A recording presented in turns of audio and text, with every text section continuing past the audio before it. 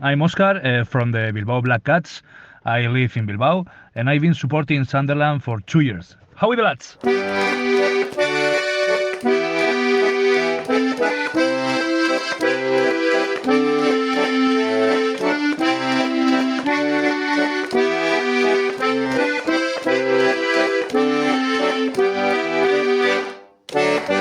Hello and welcome to Black Cats Chat, the international fans podcast for Sunderland AFC. My name is Lee Thirkell. I'm from the Bilbao Black Cats, and today I'm joined by German Black Cats Martin Steffner for his second appearance. Good evening, Martin. Good evening, Lee. How are you, mate? You all good? Oh, fine. Yeah, Christmas is over and I'm full of food, but it was nice. Good. Yeah, same here. And for the first time, we've got another person, a new debutant. This time we've got Colin Backhouse from the Malta Mackems. Good evening, Colin. Good evening, and what a lovely evening it is. It's a little bit cold over here at the minute, but I've been working from home over the holidays, so I haven't ventured outside much apart from the match yesterday, which is another story because I went out to a different pub because I had a meeting with someone and the pub couldn't find the stream, so I finished up having to buy it on the phone and watching it there with a bottle of red wine with the phone, as you can imagine, this big instead of a big screen. But I got the gist of the match. Very disappointing, which I'm sure we'll discuss later. Yeah, but when you said there it's a little bit cold, mate, what's cold in Malta? It's about 13 degrees, something like that. 13 degrees? Oh, okay, that is a bit chilly for Malta. I mean, Martin, what's the Yeah. temperature right now in Germany? I think now minus 3 degrees. Minus, all, all over the day it was -1. minus Really 3. frosty. Yeah, it is cold in Germany. Yeah, well, in Bilbao it's like 6 degrees, but it's going to go down to 1 degrees overnight. So, yeah, I think we'll stick with Colin's 13 degrees there in Malta. Right, Colin, as you know, when we always have a new guest on the pod, we like to hear their Sunderland stories, no? Because we've got loads of fans living around the world, and everyone's got Yeah. a unique story of how they became a fan and how they ended up where they are. So, would you like to share your story, please? Yeah. I'll start. So I moved to Malta in 2014. Before that, I'd lived in Penshire, which is predominantly red and white, and it should be and hopefully always will remain. We moved to Malta for, it wasn't really personal reasons. It was the fact that we'd been coming on since 1980 on holiday with a family. And then we had a little bit of a fallout with the country through one thing and another. And then we came back in 2006. Then we started coming about 4 or 5 times a year because we love the place. And then in 2013, I said to the wife, we'll spend about $5,000 a year coming here on long weekends. Why don't we just move here as a bit of a jest? And we did. And that's sort of how we finished up here. But I've been a fan since 1976, which, and you might think, well, how did I follow Sunderland? Originally, we were from Yorkshire. My dad, in 1974, believe it or not, lived in a Roker hotel for 18 months. Oh, wow. Can you imagine that? Right in the shadow of Roker Park with the floodlights. Mm-hmm. He was there for 18 months. We eventually moved to Penshire in 74.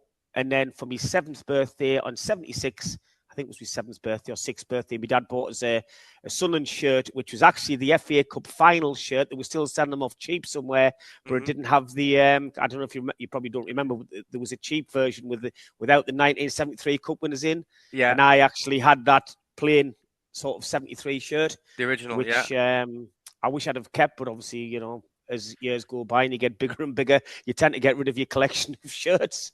And then my first match was in our purple patch in 1976 when we beat West Brom 6-1, which was part of the very famous run where we beat Borough 4-0, we beat West Ham 6-0. Because we actually played on the Tuesday night, we beat West Brom 6-1. We scored after 30 seconds with Bob Lee scoring. Mm-hmm. He scored a hat-trick that night, if my memory serves us right. There was about, memory's quite good from years ago, but not very good at the minute. There was about 30-odd thousand there that night. We scored after 30 seconds, didn't have a clue what was going on. The noise and pandemonium was it just was an instant addict. I became an addict after game one, after minute one, because we scored in 30 seconds. So can you imagine being that young and seeing this was just like a dream come true? And I was like, that is it. Dad, when we're going back, due to my dad working every Saturday, I was limited to midweek games, but we had some great early years supporting from the main stand paddock, Roker Wing. That's where sort of I grew up in my younger days. Sorry, my dad would take us there anytime he could. I seen the famous cup game against Burnley when we were expected to progress in the FA Cup, and we got beat 3-0 at home.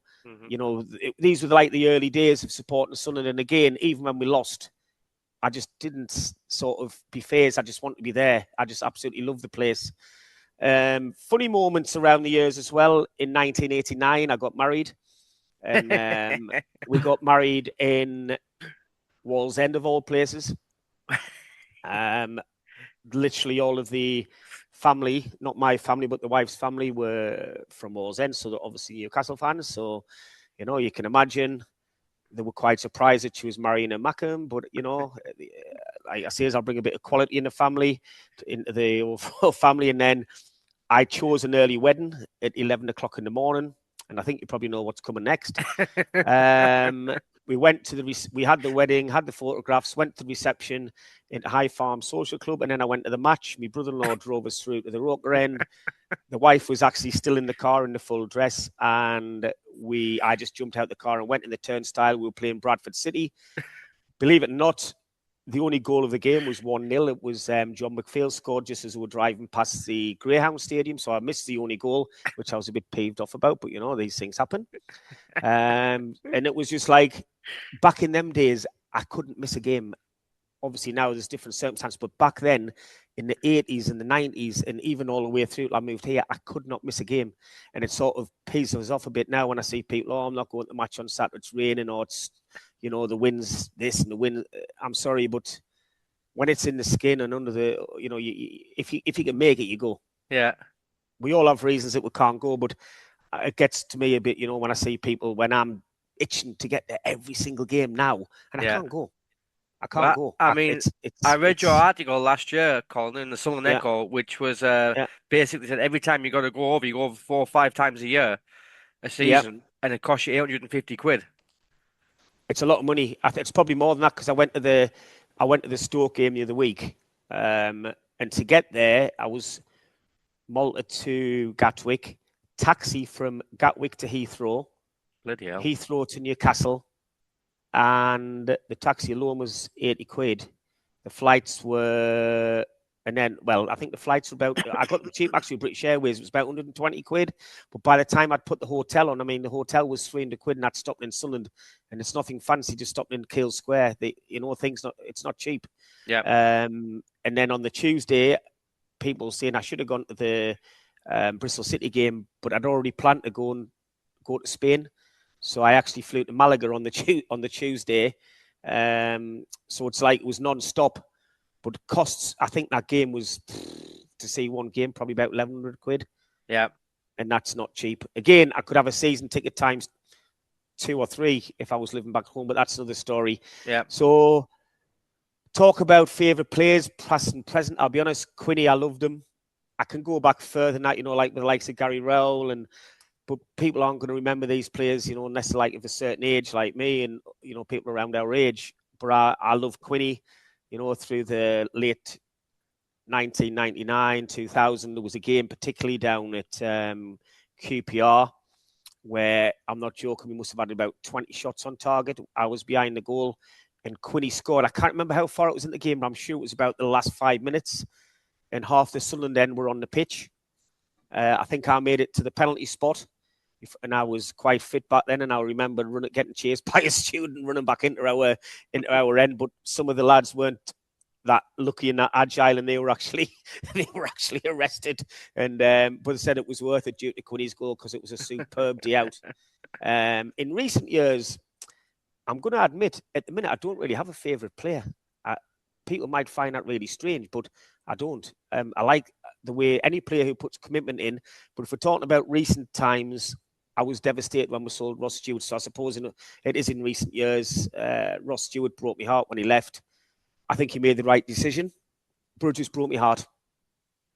Yeah. And I think that I'd like to see him back here if he ever became fit again, and maybe if we get promoted this year. I think we've missed him more than anyone can ever imagine. And you know what?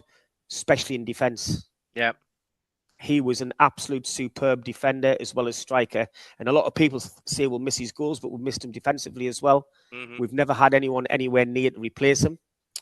As I mentioned, I was over for the Stoke game. There was, I think it was about 18 of us come over.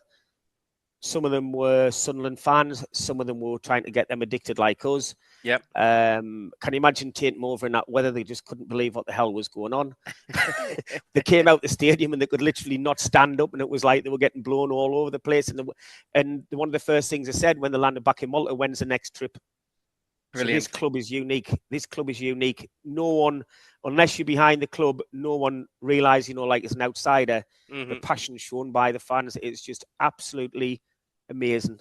Yeah. The next trip, I'm thinking of Bristol away and Blackburn at home. Yeah. Over the Easter period, because then I can get 2 games in one. Yeah. Again, it's a right carry on to get there. But if you want to get to a game and you've got the money, you'll get there. I've always said that. I was part of the 200 fans that went to Norwich back in the day. I went down, we made 4 o'clock in the morning, was set off. Didn't have a ticket, didn't have a hope in hell of a ticket, and I finished up going in the Norwich end. There's a couple of lads who I met there actually off the Sunderland message board who'll remember Tom. I think he's Tom. He will remember well that he see me begging to get a ticket before the game.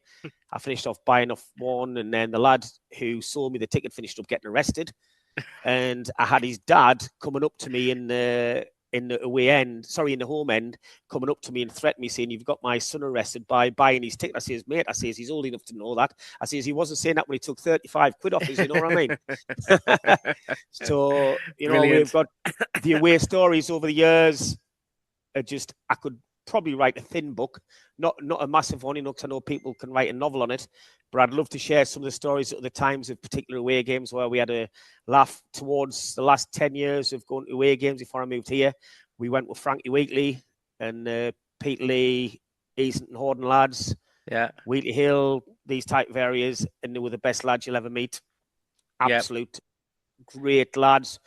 More passionate than me, I would even say. Some of them would not miss home and away 5 or 6 seasons. I had to miss the odd game through other commitments, but they literally will go to home and away. Unbelievable support. Yeah. And finally, just about our own little branch that we have over here. It swings and roundabouts at the minute. In the summer, we had up to 20 odd people, and how the hell they found us, I don't know. Facebook, I was posting on Gilesy and Steve's page on Facebook, and I got quite a lot of hits from there, and they just randomly turned up. There was people with buggies, kids, families, granddads, grandmas. It was just, you just no idea. This is how big Sunderland are. People just forget sometimes what an amazing club we are. The place itself where we watch the games, for anyone who's watching, Salisbury Arms in the Sleeman, watch every game there. Yeah. I didn't on a Sunday because I had another appointment, but that's another story. Yeah. But the guy who I met is a guy called Billy Ritchie. He's been in Malta around 20 years. It's actually good talking to him because he was telling me at times, we haven't always had championship games on TV. And back in the day, unless the game was on Sky, you wouldn't see it. And he was saying he was tuning in on all these bloody radio stations on his mobile, trying to, like these digital channels, trying to scrape around looking for the Sunderland match just to get the score, before these streams and that started. But now we have all these streams, etc. And we have the international TV package as well. As you know, you can buy that and be a season ticket holder. But the hardcore, there's probably to come and go. For example, Carl Bonavere at the minute is actually in Sunderland. He was at the game on Sunday. Sorry, he was at Stoke. He bought a season ticket, even though he knew he was only going to see 6 or 7 home games a season. He bought a season ticket and he goes to as many away games as he can while he's there. I think he's due back next week, so we'll have one of our lads back. But I cannot state enough, if people are in Malta, it's worth the travel to Sleeman just to see us and have a few beers. And even when we lose, we can make a fun day of it. Roger, I'm sure. Roger Haggart is a regular visitor. You know Roger? I've heard the name. Yeah, he is one of our big visitors. He comes for 3 weeks in August, and believe me, when he turns up, it all goes to another level on a good note. Because he likes a beer and 10. I'm sure he does. And on that note, we'll wrap that up. Yeah. Colin, that is absolutely brilliant. Thank you for that. Brilliant stories. Right then, Martin. Yesterday we lost 1-0 against Stoke in the 92nd minute. Now, I've heard this comment a lot, Martin, which is like basically last season we would have lost that game. Yesterday we did lose that game. What happened? Yeah, many things, I think. I think Simon and Garfunkel saying, "Hello, darkness, my old friend." It is the same striker situation since the last years. We thought Isidore is a good solution, but yeah, he scored 7 goals, I think, but it's good. But if you look at the situation, we had enough chances to win that match. If we remember the Mayende header, a good shot from Trey Hume. Their goalkeeper Johansson was really good, to be fair, but I think it was a poor performance at all. And if you look at the starting 11, it is the same question: is our squad good enough to compete with the sides who battle for promotion? And you have to say, maybe not, maybe not. I think we controlled the match, but in the end, it was not good enough. But to be honest, Stoke was so poor that we should beat them. We had enough chances. And we've been unconcentrated in the last minute. When you look at O'Nien and Metham, I think Metham was really good, maybe man of the match until this situation. And Cannon scored really good shot. And then you have to talk about the referee. We should get 2 penalties. The referee was poor, so we had a really bad day, and I think it all comes together on this Sunday, so that we lose. Yeah. Colin, I didn't think we Yeah. actually played that bad offensively. I thought we played all right in the first half. I mean, I thought we created more chances in the first half than in recent games, and that was because of Aushish, because I thought he was man of the match. Yeah, I agree. And you know what? I watched the Bristol City game in Spain, and I thought we were poor that night. And we got out of jail and got that 96-minute equaliser. I was honestly expecting something very similar, but the winner. And then I turned around to the wife and I said, "You know what?" I said, "I've just got this sneaky feeling that they're going to sneak a goal in here. They've never had they literally didn't have a shot the whole game." And I'm sorry, but especially on the Sunderland Ready to Go message board, the players, the management, everyone got so much stick, which is totally not called for. I have seen Sunderland have half as many chances and win 2 or 3-0 over my years. I think that we create enough. It didn't happen. We hit the post twice, I think. Their goalkeeper made some great saves. And I did a little bit of reading up on him, actually, and I heard that he is one of the best keepers in the league. And a lot of teams wanted to sign him. I think they paid 900,000 from Rotherham, off the top of my head, someone was saying. And he has to be the steal of this. I don't know how long he's been there, but he's certainly a steal at that price. And if we go up, I think that's the type of keeper we should be looking at, because he was commanding his box. Yes, he was a bit cheeky, a bit of a pain in the arse when you're the opposition, but he seemed to command the box very well. And one of the main things that you don't often see Patson doing, he was actually shouting at the players and organising them. And whether that was a difference, I don't know, but it was catastrophic at the end to lose the way we did. O'Nien, Mr. Dependable, everyone loves him, me included. I think he's a great lad. He does brilliant things for Sunderland. And, you know, I was thinking in the back of my mind, was that a game too far with all the injuries we had? Make it 2 change, Alexic and what do you call him, Ashish coming in. I thought he was brilliant. Again, no finishing product. And that's been a bit of a problem all season. All the games we haven't won, that we've had the chances, we just didn't put them away. And not to score against a poor Stoke. I don't care about the new manager. We had enough in the tank, even with with 3 or 4 reserve players, you might as well say. Yeah, I thought we had enough in the tank, and I think that going forward as well, when Ballard, I think it's a bit of an issue at the club at the minute when Ballard, O'Nien, and Mepham are fit, who plays? finding the perfect 2. I think it's going to be a bit. I'm not saying it's a problem. Maybe it's a nice problem for the manager, but to me, I can see something there that's. I don't know. I think he wants to accommodate all 3, and I'm going to watch that. See how that goes for the next few games when he's back. Yeah. Well, Martin, you said before you thought it was a poor performance, but I mean, we did have 14 shots, 7 of them on target, but then, for example, those 7 were saved by the keeper. So, like on another day, we could have scored a couple of goals if it hadn't been for that keeper. As Colin said, we played against him in League One for Rotherham, and he's always had good games against us. So, That's um, right. another thing, Martin, is that again we had 12 corners and we didn't make anything of the corners. So again, it's a bit frustrating, isn't it, that we're not taking advantage of these corners that we're getting. Yes, yes, it is, and I think they don't find a reason why. Um, it is really difficult to answer. We talk about it, I think, every week that these corners and these free kicks are huge in football, and we have the players who can score after that corners, but we don't do this or not much enough. I'm saying it again. If you look at the start of the season, O'Nien, I think Ballard, um, Sirkin maybe, we have the players to score, but we don't do this. I think it's getting better when Roberts came on, and but in the end, we don't score, and yeah, it is a main problem. Maybe um, they can do more in January. Maybe they're looking for players, a striker who is Hmm. strong in headers.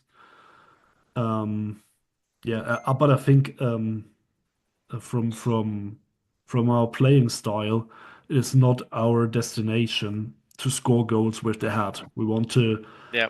play really good. We want to play with the wingers. The wingers go inside and try to score. And our striker is more a part of a false nine of a number 10 than a really striker who's waiting in the danger zone and heading in. So, and if you look at Mayenda, you maybe know why. Yeah. It wasn't a very good opportunity for me, and there was it not.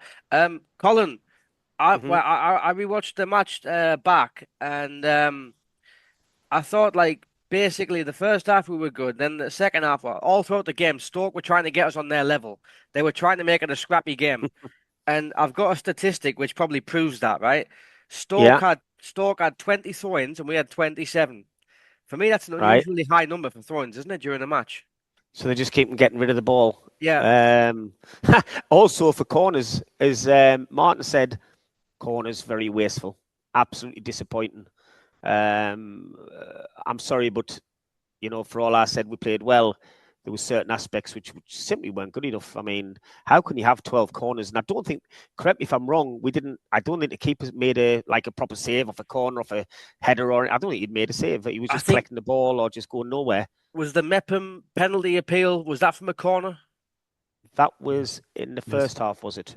Was that in the first half? Yeah.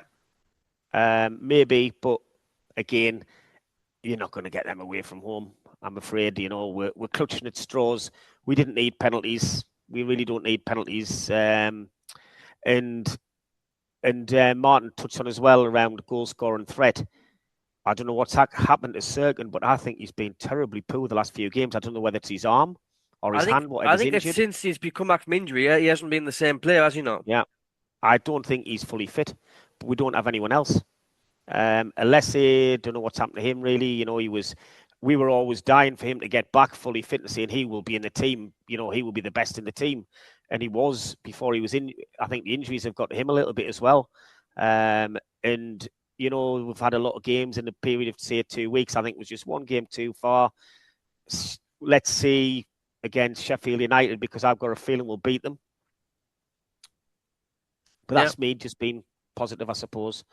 But I think we've got enough at home to beat them. There's no one really, Leeds were better than us at home, but I don't think any of the team have really been better than us. We walked the pitch with Burnley were rubbish.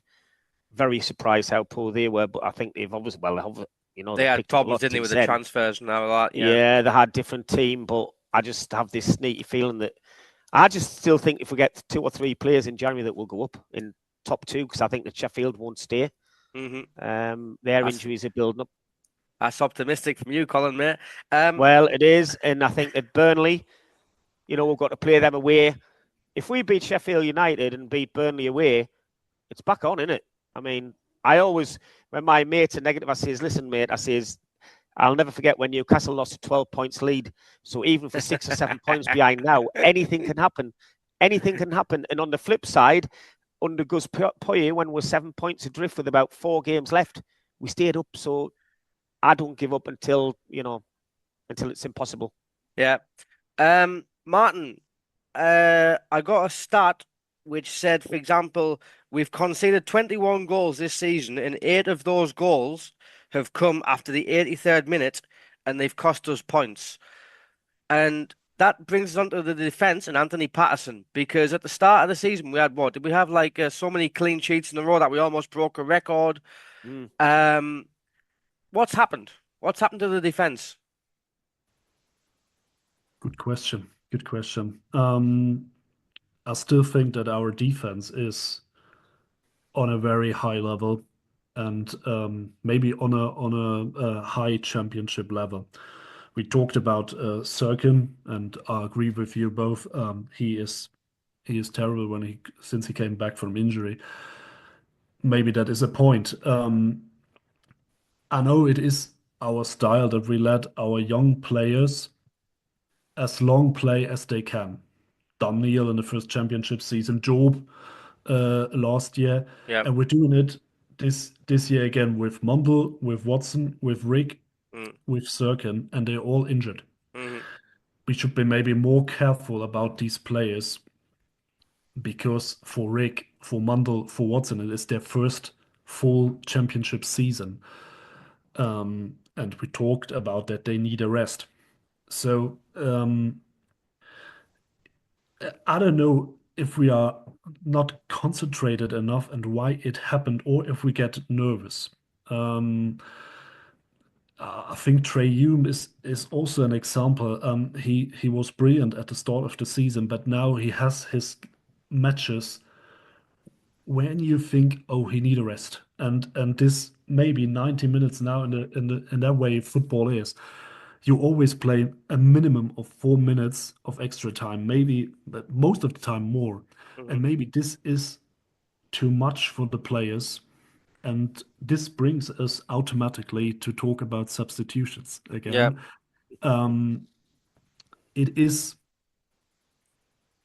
think it is really necessary that we're doing business in January in all parts of the squad. So you got the rumors that they will send Yelde out on loan. So it is a defender less. And we have to talk about Summit. I think he was ready for Christmas. Now he was not in the squad again. The striker situation we talk about. I think, as I said before, there is no trust in the bench. And a little bit, I'm with Colin. We have a really good squad, and if we're looking at our competitors, I think we can beat Burnley, we can beat Blackburn, and we can beat Middlesbrough. But in the end, if you conceded goals in the last minutes, it costs points. I think if we get that points, we will talk about automatic promotion. Yeah. No, you made some good points there, Martin. One of the things I want to talk to you about, Colin, is the defence. It drives me round the bend when we play out from the back every single time when it's not necessary sometimes. It's just sometimes necessary to just like send Isidore on his way. You got Isidore up front. Yeah. Try and get if you can't get the first ball, you've got Job and you've got Alexic there, try and get the second ball. But we insist on playing this pass now from the back, and sometimes it just puts us into tight positions on the wings, and we end up either giving the ball away, or we give away a throw-in, and we put ourselves under pressure. I don't know if you've noticed that as well. Yeah, I noticed actually more so against Stoke that there was a couple of occasions where I was obviously shouting myself, "We're going to lose this and going to give a goal away." I understand at certain times we have a little bit of space at the back and we can pass it out and play some nice move and go forward, but at other times, I think we should just hit it and get rid, even if it goes out for throw-in, because we seem to be under pressure, and then Patson maybe, and I'm saying maybe, loses a bit of confidence as well. And then, because the keeper's only as good as what defence is in front of him. And I don't know whether we should change that a little bit, because going back to what you were saying around, what Martin was saying around and why we're conceding goals, I reckon that we were just pushing for that goal and just got the sucker punch. It's just that maybe a little bit tired. And sometimes, as I said, it's not right to play out the back all the time. But I'm going to defend Sunderland here again, is when we're saying about the bench not bringing people on, I'm sorry, but the players who are playing at the minute are bench players. Tommy Watson, he was amazing when he came on. But come on, let's be honest, he was a bench player at the beginning of the season at best. Yeah. He didn't even get a game. And then we're looking to replace the likes of Watson, Mundell, Alexa came on. But these aren't really, are they really first team players now that are starting? Is Aushish a first team player? So then the next grade from Aushish is who? Yeah. Who, you know what I mean? To me, we're down to the bare bones. And I don't know how many injuries, maybe you can look at that for the next podcast, but we must have 7 decent players out. Some we've never even seen. Yeah. Some of them I've never even seen or heard of, hardly. Is it Samed? I don't even know what he does. Salis, yeah. And there's Abdullahi, the forward. Yeah. And I forgot about him. Yeah. Martin, you mentioned before, the subs, and you said, a lack of trust, but surely, Aushish has proven to Labrie that, listen, I played yesterday 90 minutes, man of the match, in my opinion, and he came on 2 games before sub. He created the Roberts goal against Bristol City, and he got Alexic. He played well for 45 minutes. He didn't have the best of second halves, but he played well for 45 minutes. Surely that's a sign to Labrie to say, listen, you can put these guys on for 20 minutes at the end of the game to get fresh legs on. Yes, I would say yes. But if you have no trust, why you should put him on? So that's why I don't understand. It is that they bought Alexic or Abdullahi on deadline day to have a deadline day deal. I'm not sure if there is any trust in that players. I was really bothered that he bring an Alexic on yesterday. Never expected that. To be honest, I was really surprised that he is bringing Connolly on yesterday, because Connolly was no part in the last weeks. So he's bringing him on. I was really surprised because you got Ogunsui on the bench, who is in a really good moment situation. Yeah. He has his good moments. He scored goals. Why not bringing him on? Because he showed that he had no trust in Connolly. But he was out for weeks, and then he's coming on. What should he do? Should he score 2 goals? Should he score the winning goal? I don't know. I was surprised. I think it is clear that we want to do business, but what is that business? The rumor said we want to sign players from the youth teams of Aston Villa and Chelsea that are not the players who will save you promotion. And if it's not the next Clark or Ross Stewart, then they are in the same situation than the players now. It is very easy for the teams to play against Sunderland because they know their first start in 11. Yeah. That don't means that they will punish us or something like that. They know we are strong, but they know nobody will come on. Since yesterday, when he surprised Stoke with Alexic, and I think Aushish was clear because, as Colin said, who should come on? Rick is out. But in the end, our starting 11 is the same, and if we get Mundell back, maybe Watson back, then you know what is coming. Yeah. Yeah. A little bit more of a thread, but I mean, still there's the same predictability, isn't it? Right, Colin, we've got about a minute or so left. So you mentioned before that you reckon we'll beat Sheffield United. What's your prediction then? 1-0. Yeah, you go for a tight 1-0? And I think our arses will be nipping for most of the game. 'Cause I think that Sheffield United have lost their centre back. Correct me if I'm wrong. Yes, I'm sure I've that's said something. Is he not their best player at the back? Suter, the guy who got sent off against us at their That's place. him. Yeah. Is that what? Yeah, I think they will struggle without him. But just a quickie as well, because I know that we're talking about the transfer window. You know what?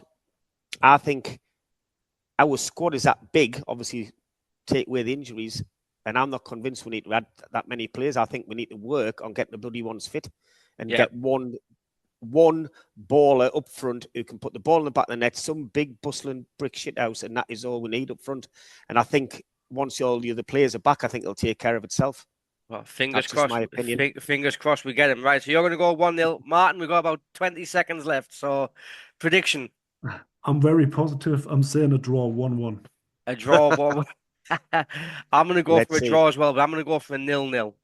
Right, lads. Thank you very much for your time this evening. Thank I you. wish you both a very happy new year. And hopefully we'll get Cheers. 3 points. And if not, we'll get a point. How are the lads? How Thank are you. How are How are the lads? See ya. Hello, my name is Gabri. I'm from Sarnico, Italy, and I support Sunderland.